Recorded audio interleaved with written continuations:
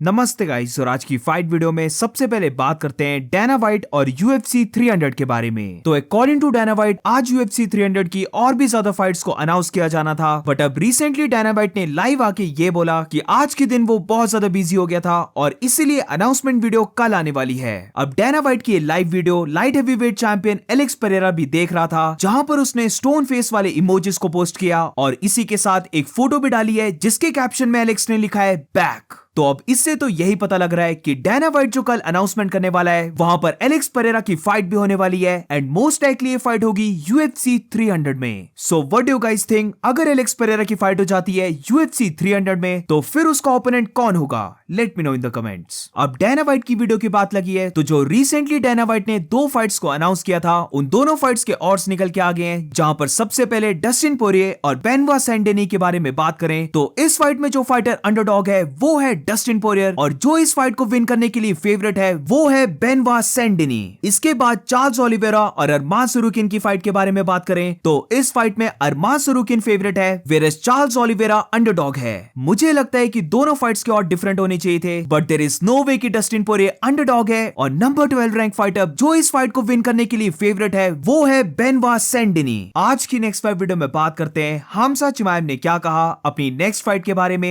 And also middleweight champion Sean Strickland के बारे में। तो अब रिसेंटली हमजा चिमाएव ने कंफर्म कर दिया है कि उसकी नेक्स्ट फाइट होने वाली है मिडिलवेट टाइटल के लिए, जहां पर वो फाइट करेगा winner of Sean Strickland and Dricus Du Plessis. इसी के साथ शॉन स्ट्रिकलैंड के बारे में हमजा चिमाएव का ये कहना था कि Sean Strickland has to be afraid. वो शॉन स्ट्रिकलैंड के लिए आ रहा है और अगर शॉन स्ट्रिकलैंड ड्रिकस डुप्लेसी से जीत जाता है तो 100% वो दोनों की फाइट होगी। ऑल्सो इसी के साथ हमजा चिमाएव ने एक काफी शॉर्ट क्लिप को पोस्ट किया है, जहां पर हम देख सकते हैं कि हमजा चिमाएव बहुत ज्यादा बेटर लग रहा है और उसने अब ट्रेनिंग करना स्टार्ट कर दिया है।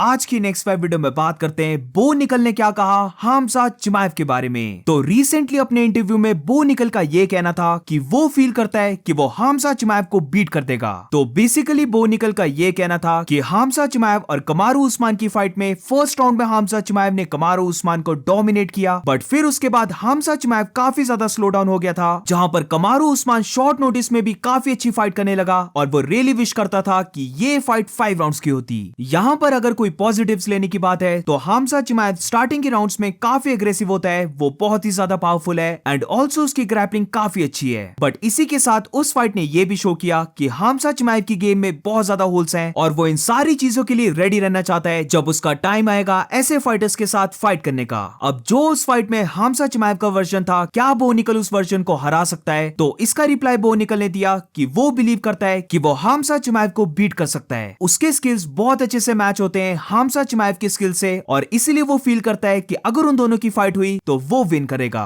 The time comes. Do you beat that version of him? I believe so. I think that he's a tough guy, of course. I think that there's a lot to be said for that, but at the same time, I believe in myself, and I think that my skills match up very well against him, and I feel like that's a fight that I win. आज की next fight video में बात करते हैं Michael child ने एक message को send किया है कॉनर मैग्रेगर को, जहां पर वो एक ऑडियो को पोस्ट करता है और उसके एंड में चाइल्ड बोलता है you are finished. Hey Siri, how many days until June 29th, 2024?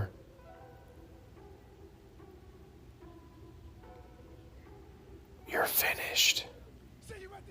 आज की नेक्स्ट फाइव वीडियो में बात करते हैं इयन गैरी के बारे में। अब वैसे तो इयन गैरी ने शॉन स्ट्रिकलैंड के बारे में बहुत कुछ बोला है, बट अगर की पॉइंट के बारे में बात करें तो इयन गैरी का ये कहना है कि वो बिलीव करता है कि इस साल के एंड तक शॉन स्ट्रिकलैंड चैंपियन नहीं होगा। अगर शॉन स्ट्रिकलैंड इस साल के एंड तक चैंपियन नहीं रहा तो फिर उसके पास बहुत बड़ी अपॉर्चुनिटी आ जाएगी, जहां पर वो मिडलवेट डिवीजन में स्टेप अप कर सकता है और शॉन स्ट्रिकलैंड को बीट कर सकता है। रिसेंटली इयन गैरी को एक्सपोज किया जा रहा है कि जो भी वो शॉन स्ट्रिकलैंड के साथ ट्रैश टॉक कर रहा था वो सारी उसने एक स्क्रिप्ट से रीड की है। अब शॉन स्ट्रिकलैंड को ट्रोल करते हुए इयन गैरी ने ये बोला कि मे बी वो शॉन स्ट्रिकलैंड को इतनी बुरी तरीके से बीट करेगा कि जो भी उसके चाइल्डहुड में ट्रॉमा हुआ है वो सारा उसकी बीटिंग से शॉन स्ट्रिकलैंड भूल जाएगा और फिर उसको उल्टा थैंक्स करेगा। And whether it's this year or whether it's next year, I'd love Sean Strickland because any man or any person who ever talks or mentions me, my wife, or my family in that way, I'm going to get my hands on. And in an ideal world, towards the end of the year, I don't think Sean Strickland's going to be the world champion anymore. And I believe there's absolutely an opportunity for me to step up to middleweight and give him a hiding. And maybe I'll beat him so bad that he'll forget all that trauma from his childhood and he can thank me.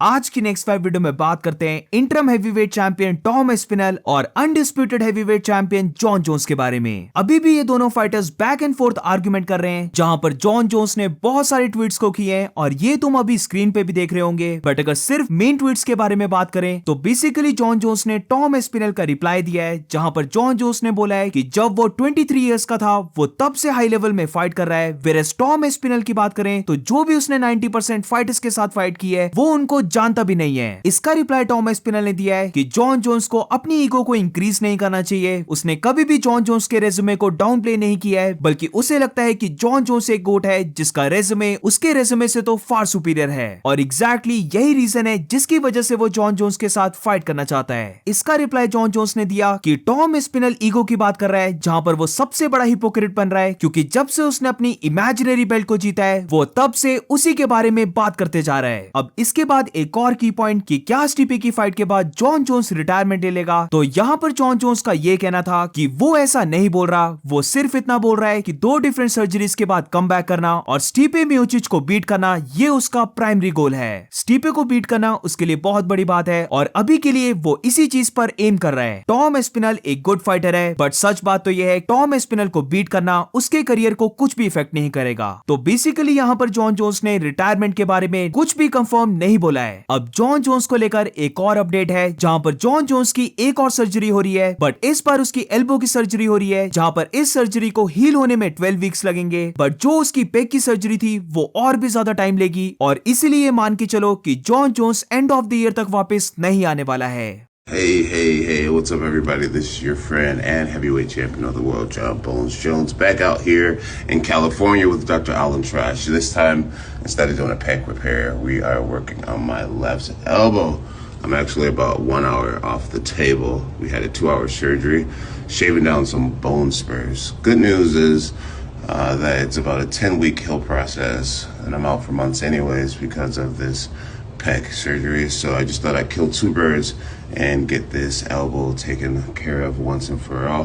So that's it for today guys. आज की fight video में बस इतना ही। अगर आपको video अच्छी लगी हो तो please make sure to like subscribe. मिलते हैं नेक्स्ट वीडियो में।